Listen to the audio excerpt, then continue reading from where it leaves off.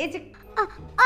يا ماما، المستر بيقعد يسأل وانا بجاوب، بس البنت اللي جنبي بتقعد تقولي هو مفيش غيرك بيعرف يحل، ما احنا كمان بنعرف نحل.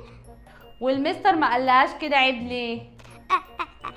ابوها جه النهارده وقال انا بدفع فلوس عشان بنتي تيجي تتعلم، مش عشان بنتي تيجي تعدي من البنت دي.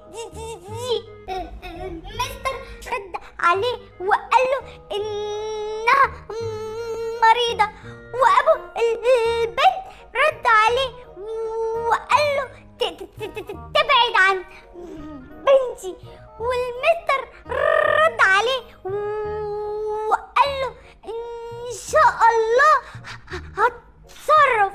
المستر ندى عليا وقال لي انت اخر يوم ليكي في المدرسة عشان انت سنك كبير، وانا رديت عليه وقلت له لا، انا عارفة ايه مشكلتي، وسبته ومشيت.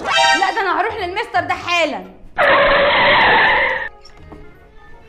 هو ده ينفع يا مستر يا محترم اللي انت بتعمله مع بنتي ده؟ اهدي بس هفهمك.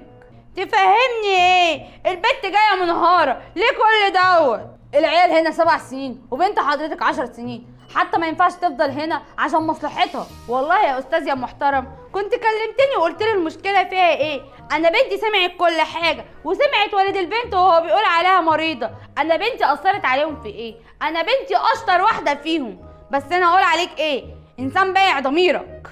ايه بايع ضميري دي؟ انا بتكلم لمصلحه بنتك اللي هي ما ينفعش تكون موجوده معاهم. بدل ما تمشيها المفروض تعلم صحابها ان يكونوا جنبها وتبقى اقوى من المرض. بس اقول عليك ايه؟ انت اصلا فاقد الاخلاق والتربيه الصح.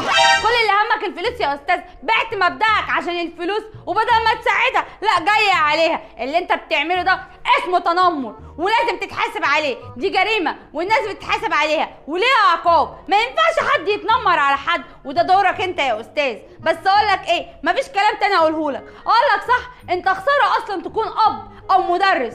ربنا يوعدهولك في عيالك. يا هنا مش عيب اللي احنا عملناه دوت مع منى؟ دي متخلفة. عيب، هي تعبانه ولازم نقف جنبها، ما تقوليش كده. طب هقولك على حاجه، ما ممكن انت تكوني مكانها في يوم من الايام. ايوه يا مستر. نحمد ربنا انك كويسه، لازم تقفي جنبها وتساعديها وتتكلمي معاها كويس. حياتها زينا، اوعديني انك تقفي جنبها. هوعدك يا مستر. حاضر.